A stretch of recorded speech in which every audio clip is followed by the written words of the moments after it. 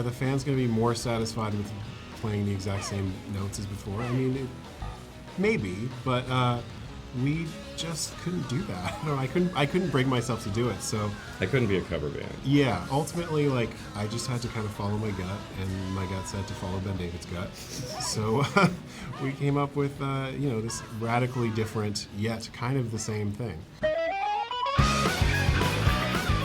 The way that Edgar explains it is that one day he got a call from Jared LaBeouf, who produced the movie, and he's an EP on this show, saying Universal thinks that Scott is a success and they want to make more things with it, but not a movie. And they're trying to figure out what they could do. And in that call, Edgar said, I think it could be a cool anime. And somehow that ended up coming to life, and he felt strongly that if there was going to be an anime, Brian had to be a big creative voice in it, that there was no reason to do it unless Brian was kind of an omnipresent element. But then Brian didn't really have like a take for it. He just knew that he didn't want to do the same story again. Well, one element we did have was Netflix pitched me Science Saru, which is both of our favorite anime studios. So the idea of working with them was so tempting. That's why I kept turning it over in my head when I didn't really have an idea. Brian spent almost a whole year being like, I love Science Saru, this could be so cool, but I don't know if I want to do it. And the feeling was there'd been the books, there'd been the movie, there'd been the game, all of which I think are really great. But the idea, he'd been almost with it for 20 years, and the idea of doing the exact same story again with the same beats felt like a huge mistake. But we also didn't want to do a sequel, or he didn't want to do a sequel, and I agreed with him, because you don't want to make something that required everyone had seen every version of it before to understand it. And we got dinner one night, and we were talking about, what if there's a way to make Ramona have more to do? What if there's a way to spend more time with the exes? And then I blurted out, what if Scott lost the fight with Matthew Patel? And then also, what if they made a movie based on Scott Pilgrim in the show starring Lucas Lee? And I was kind of kidding, even though I love the idea. And Brian, instead of just laughing, said, oh, I love that. And then we spent hours drinking sake and eating sushi and talking about what that would mean if that was it. And then now it exists. So the through line of that sounds ludicrous, but it happened, so you know I'm not lying, because you probably watched it. Yeah, the show exists. We might see clips right after we say this. I had a dream about that girl again.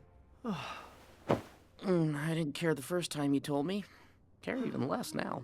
I mean, it's been 20 years, right? Like almost 20 years. So I don't like repeating myself. I don't like the idea of kind of like playing the same notes, so to speak.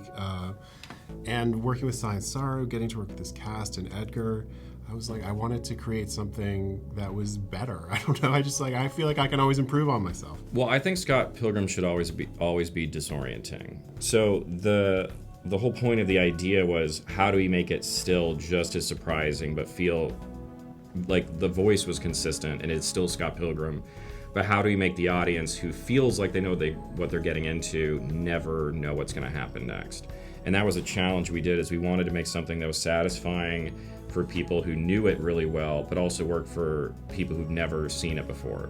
The hope is that if you watch this, and this is the first version you've ever seen of the story, hopefully you'll just think, oh, that was just the quirky story that this show adapted. Right, and then you check out the books and you're like, oh, this is totally different. Yeah. So it could go both ways, theoretically. Yeah, we feel very strongly that there is no right way to get into the world of Scott Pilgrim. You can play the game first, watch the movie first, watch the show first, read the books first. We don't care. And we think that they all work in that kind of way.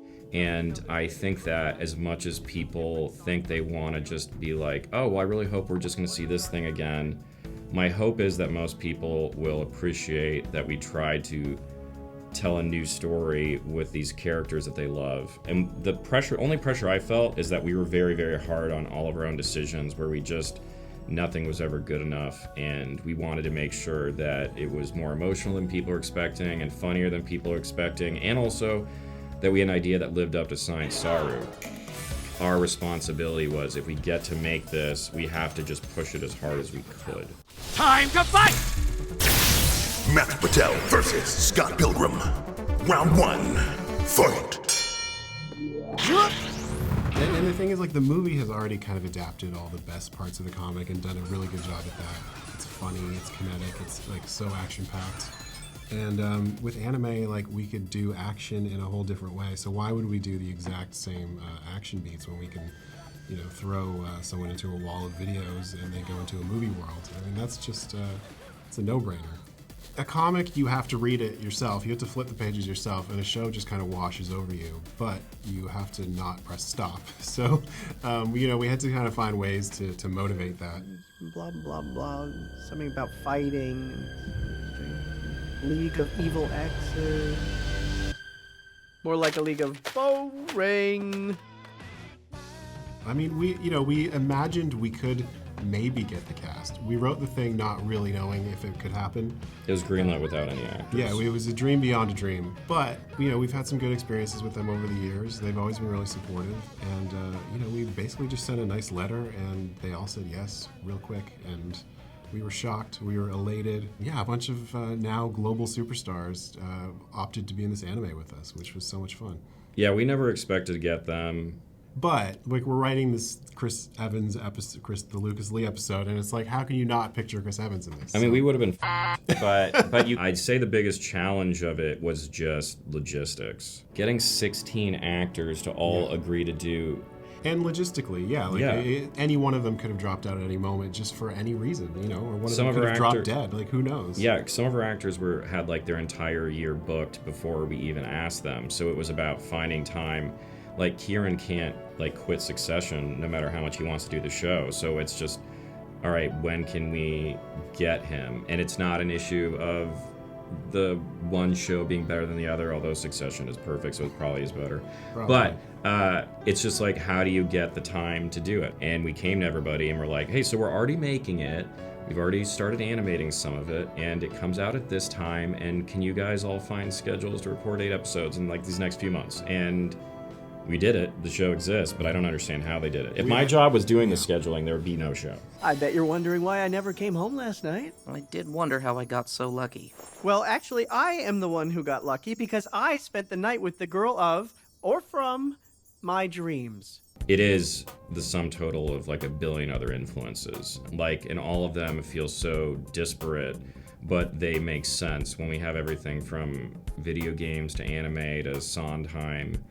It's all just kind of the sum total of all these things that Brian and I really love, that we try to make sure all felt organically Scott Pilgrim. My favorite thing that only one person has mentioned so far that they caught is that one of my favorite movies of all time is Streets of Fire, and I got Brian on that bandwagon. Now he's a huge fan, but one day, as one does, I was texting with Brian a bunch about Streets of Fire, and he mentioned that there was a song in Bubblegum Crisis that was clearly inspired by that. Big city,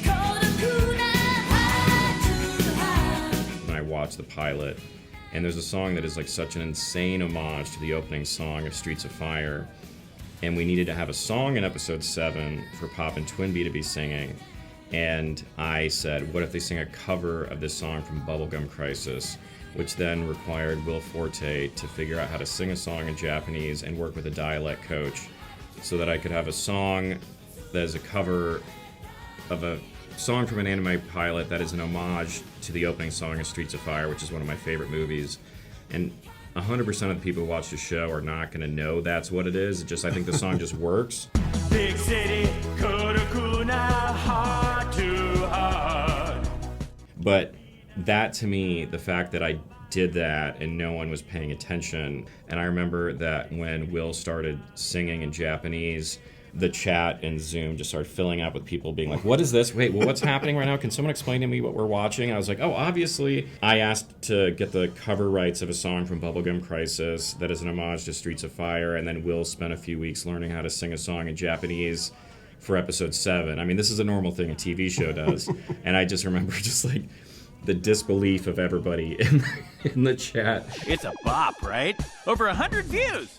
That, to me, was my favorite thing that is a weird deep cut reference that also I just can't believe we got away with. I really like the part where they're backstage, like you said. There's like kind of like a Pee-wee's Big Adventure kind of moment where they're They go backstage or on the back lot, and there's just lots of stupid visual gags. I mean, A lot of episode stuff like that. Episode 4, the fact that we somehow got to do something that feels like the Muppet Movie, an adaptation, and Pee-wee's Big Adventure, and Tony Hawk Pro Skater, and Last Action Hero, all at the same time, to me, it hit all my boxes, really. Yeah, you're right. We put a lot of references in there. Every song in that episode is from a soundtrack to a Tony Hawk Pro Skater game, because it makes sense to me that if we're going to do the Lucas Lee episode where he's a skater, obviously our needle drops can only be from Yeah, Tony you need Hawk. to set rules for yourself. Yeah, that's as crazy as the show is. We did make our own creative rules about everything that we did had to have some sort of functional thing. Otherwise, it's chaos. So it's like the songs in this episode have to have been in a Tony Hawk game. No right? chaos here. Yeah.